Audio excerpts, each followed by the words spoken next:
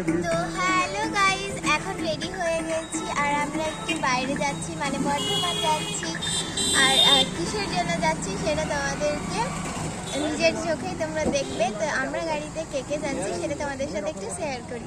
তো এখানে মা জেঠিমা আছে, পিছনে ঠাকুমা আর বাবা আছে, আর সামনে দিদি আর দাদা আছে। আর এই গাড়িটা কিন্তু দাদার গাড়ি করে যাচ্ছি।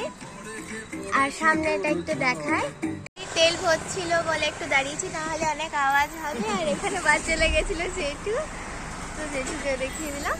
তো এখানে দিদি আর দাদা আছে, আর যে গাড়ি চালাচ্ছে সেও কিন্তু আমার দাদা।